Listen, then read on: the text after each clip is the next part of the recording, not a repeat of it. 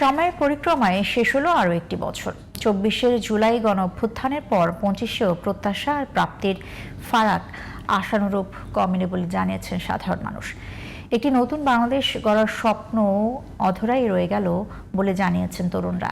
নতুন বছরে খেটে খাওয়া মানুষের চাওয়া একটি জীবন জীবিকার নিশ্চয়তা আর দেশের স্থিতিশীলতা।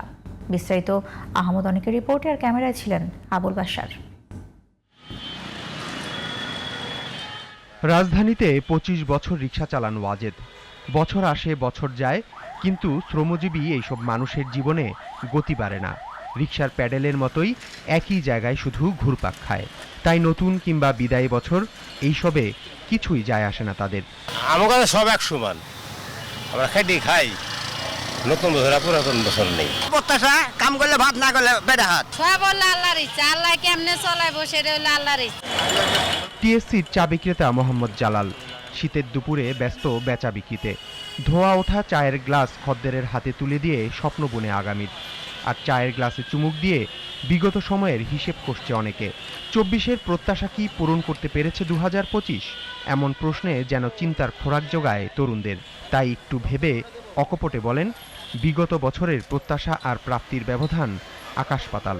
২৫ সালে আমাদের অনেক প্রত্যাশা ছিল, যেটা হয়তো আমরা নিজেরা বলি, তারপরে সরকার বলি, কেউই আমরা প্রত্যাশা পূরণ করতে পারিনি। গণতান্ত্রিক দেশে আমাদের সকলেরই প্রত্যাশা থাকে একটা ভালো গণতান্ত্রিক সরকার। ২০২৬ সাল ইনশাল্লাহ আশাবাদী সবাই ভালো করবে।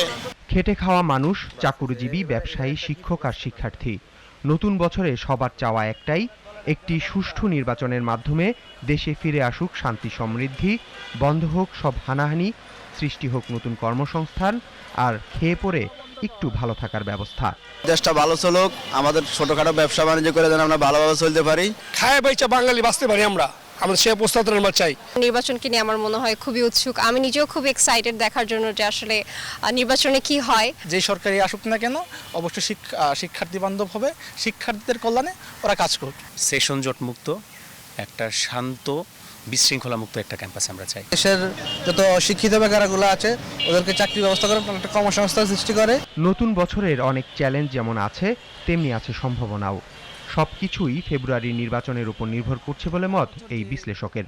নতুন বছর আসতেছে, আমাদের উচিত নির্বাচিত সরকার আছে ক্ষমতা হস্তান্তরের জন্য বর্তমান অন্তর্বর্তী সরকার এবং রাজনৈতিক দল নির্বাচন কমিশনকে সহযোগিতা করা। ইনকিলাব মঞ্চে শরীফ ওসমান হাদির হত্যাকাণ্ড এবং বিএনপি চেয়ারপারসন বেগম খালেদা জিয়ার মৃত্যুর মধ্য দিয়ে বিষাদময় অবস্থায় শেষ হলো ২০২৫। ২০২৬-এর শুরুতে একটি সুষ্ঠু এবং সুন্দর নির্বাচনের মাধ্যমে গণতান্ত্রিক ব্যবস্থা পুনঃপ্রতিষ্ঠা হবে, মুক্তি মিলবে অর্থনৈতিক এবং রাজনৈতিক বেড়াজাল থেকে, এমন প্রত্যাশা সাধারণ মানুষের। আহমদ অনিক, জিটিভি নিউজ, ঢাকা।